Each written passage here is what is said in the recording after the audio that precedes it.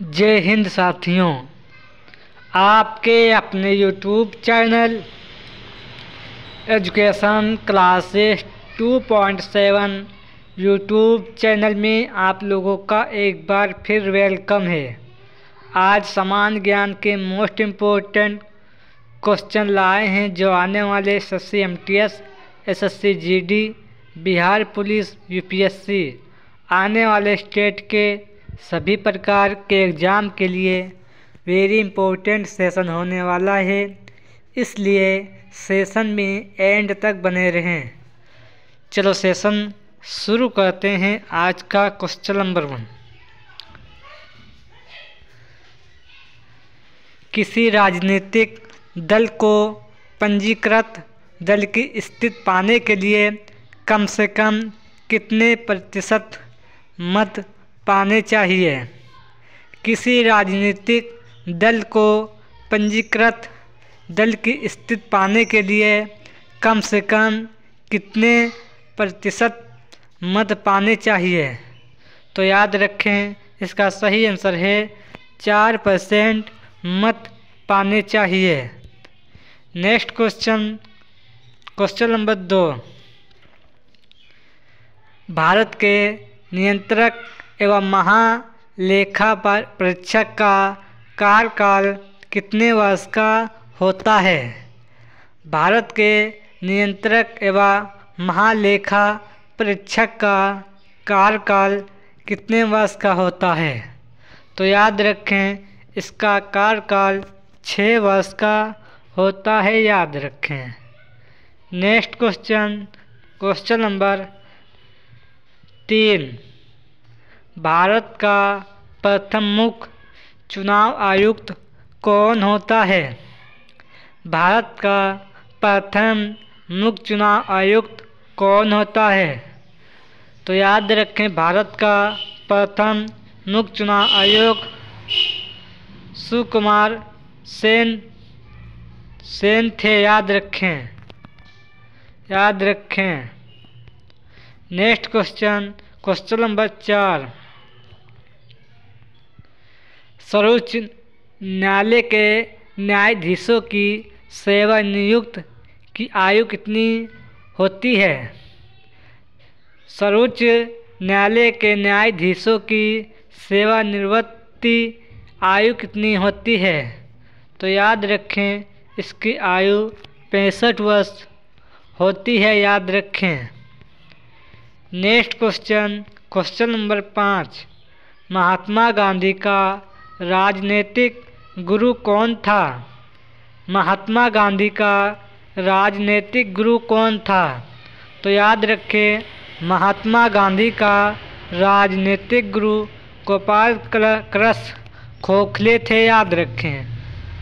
Next question number 6, सूफी परंपरा में पीर से क्या आशय है? सूफी परंपरा में पीर से क्या आशय है? तो याद रखें, सूफियों का गुरु है, याद रखें। नेक्स्ट क्वेश्चन नंबर 7, गुरु गोविंद सिंह द्वारा खालसा पंथ की स्थापना किस वर्ष में की गई थी? गुरु गोविंद सिंह द्वारा खालसा पंथ की स्थापना किस वर्ष में की गई थी? तो याद रखें, सन 1699 ईस्वी में की गई थी। नेक्स्ट क्वेश्चन नंबर 8, पंचशील के सिद्धांतों का प्रस्तावक कौन था? पंचशील के सिद्धांतों का प्रस्तावक कौन था? तो याद रखें, इसका प्रस्तावक पंडित जवाहरलाल नेहरू थे, याद रखें। नेक्स्ट क्वेश्चन नंबर 9, 12 अप्रैल 1984 ईस्वी को सुभाष चंद्र बोस ने एक नगर में भारतीय राष्ट्रीय सेना का झंडा फहराया था। वह नगर इस समय किस राज्य व केंद्र शासित प्रदेश में है? 12 अप्रैल 1984 ईस्वी को 1944 ईस्वी को सुभाष चंद्र बोस ने एक नगर में भारतीय राष्ट्रीय सेना का झंडा फहराया था। वह नगर इस समय किस राज्य या केंद्र शासित प्रदेश में है? तो याद रखें, इस समय वो मणिपुर राज्य में है। याद रखें। नेक्स्ट क्वेश्चन 10, निम्नलिखित में से किसको किसी कोशिकाओं में अचल संपत्ति माना जाता है? निम्नलिखित में से किसको किसी कोशिका में अचल संपत्ति माना जाता है?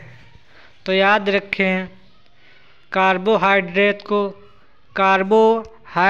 को माना जाता है।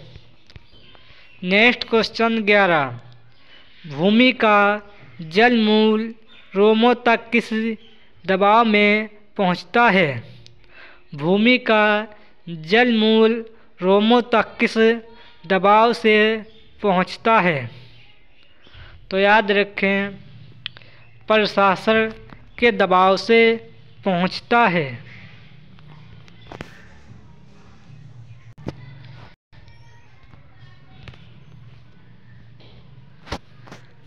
नेक्स्ट क्वेश्चन नंबर 12, मधुमक्खियों के प्रजनन एवं प्रबंधन को क्या कहते हैं? मधुमक्खियों के प्रजनन एवं प्रबंधन को क्या कहते हैं? तो याद रखें, इसको एपीकल्चर कहते हैं। याद रखें।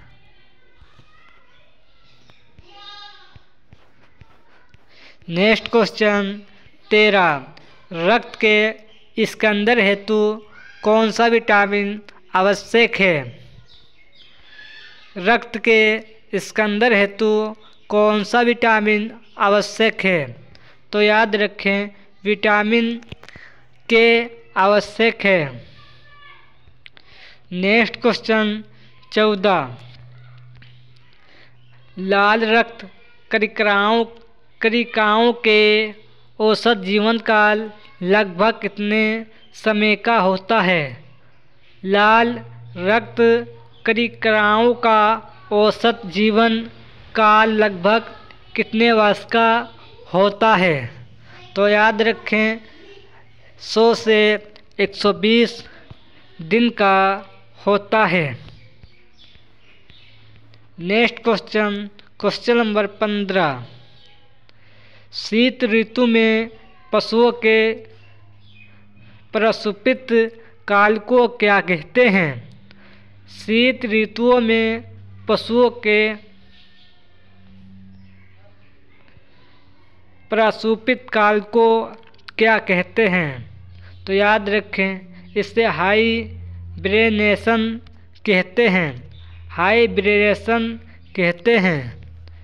नेक्स्ट क्वेश्चन 16, निम्नलिखित में से सबसे अच्छा विद्युत चालक कौन सा है? निम्नलिखित में से सबसे अच्छा विद्युत चालक कौन सा है? तो याद रखें, चांदी है। सबसे अच्छा विद्युत चालक चांदी है। नेक्स्ट क्वेश्चन 17, उड़ान अभिलेखी का तकनीकी नाम क्या है? उड़ान अभिलेखी का तकनीकी नाम क्या है? तो याद रखें, इसका तकनीकी नाम ऑप्शन नंबर सी यानी काला बक्सा है। याद रखें। नेक्स्ट क्वेश्चन 18, निम्नलिखित में से कौन सा कंप्यूटर नेटवर्क नहीं है? निम्नलिखित में से कौन सा कंप्यूटर नेटवर्क नहीं है? तो याद रखें, वैश्विक नेटवर्क नहीं है। याद रखें, वैश्विक नेटवर्क नहीं है। नेक्स्ट क्वेश्चन 19, निम्नलिखित में से कौन सा तत्व प्रयोग में लाया जाता है? निम्नलिखित में से कौन सा तत्व प्रयोग में लाया जाता है? तो याद रखें, पोटेशियम प्रयोग में लाया जाता है। नेक्स्ट क्वेश्चन नंबर 20, प्राकृतिक राब कौन सा बहुलक है? प्राकृतिक राब कौन सा बहुलक है? तो याद रखें, यह बहुलक आइसोप्रीन है, याद रखें। नेक्स्ट क्वेश्चन 21, सूर्य के सतह पर सूर्य के अलावा दूसरा तत्व कौन सा पाया जाता है? सूर्य की सतह पर सूर्य के अलावा दूसरा तत्व कौन सा पाया जाता है? तो याद रखें, हीलियम तत्व पाया जाता है, याद रखें। नेक्स्ट क्वेश्चन 22,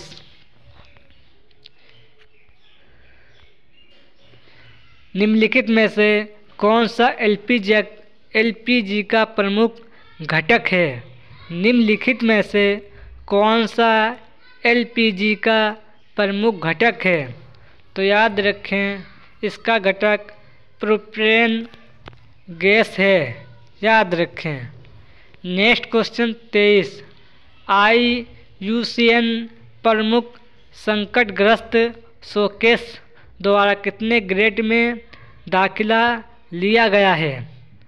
IUCN प्रमुख संकटग्रस्त शोकेस द्वारा कितने ग्रेड में दाखिला लिया गया है? तो याद रखें, इसको 7वें टुकड़े में दाखिला लिया गया है, याद रखें। नेक्स्ट क्वेश्चन नंबर 24, मीना माता रोग किस कारण से हुआ? मीना माता रोग किस कारण से हुआ? तो याद रखें, पारा के कारण से हुआ। नेक्स्ट क्वेश्चन नंबर 25, ओजोन परत कहाँ पाई जाती है? ओजोन परत कहाँ पाई जाती है? तो याद रखें, समताप मंडल में पाई जाती है। नेक्स्ट क्वेश्चन 26, पहली बार परमाणु बम कहाँ फेंका गया था? पहली बार परमाणु बम कहाँ फेंका गया था? तो याद रखें, हिरोशिमा में फेंका गया था। नेक्स्ट क्वेश्चन 27, युआन किस देश की मुद्रा है? युआन किस देश की मुद्रा है? तो याद रखें, युआन चीन देश की मुद्रा है। नेक्स्ट क्वेश्चन 28, निम्नलिखित में से कौन सा प्रक्षेपस्त्र वायु से वायु वाला प्रक्षेपस्त्र है? निम्नलिखित में से कौन सा प्रक्षेपस्त्र वायु से वायु वाला प्रक्षेपस्त्र है? तो याद रखें, ऑप्शन नंबर बी अन्य अस्त्र है। नेक्स्ट क्वेश्चन 29, संतोष ट्रॉफी किस खेल से संबंधित है? संतोष ट्रॉफी किस खेल से संबंधित है? तो याद रखें, इसका संबंध फुटबॉल खेल से है। नेक्स्ट क्वेश्चन नंबर 30, कथकली शास्त्रीय नृत्य किस राज्य से शुरू हुआ था? कथकली शास्त्रीय नृत्य किस राज्य से शुरू हुआ? तो याद रखें, ये केरल राज्य से शुरू हुआ। ये 30 क्वेश्चन समान ज्ञान के इम्पोर्टेंट थे, जो आने वाले SSC-MTS, SSC-GD, बिहार पुलिस आने वाले स्टेट के सभी प्रकार के एग्ज़ाम के लिए वेरी इम्पोर्टेंट सेशन था। सेशन जिसने अभी तक लाइक नहीं किया हो, सेशन को लाइक करें, और जिसने अभी तक चैनल को सब्सक्राइब नहीं किया हो, चैनल को सब्सक्राइब करें और बेल आइकन प्रेस करें। और सेशन कैसा लगा कमेंट बॉक्स में ज़रूर बताएं। जय हिंद, जय भारत।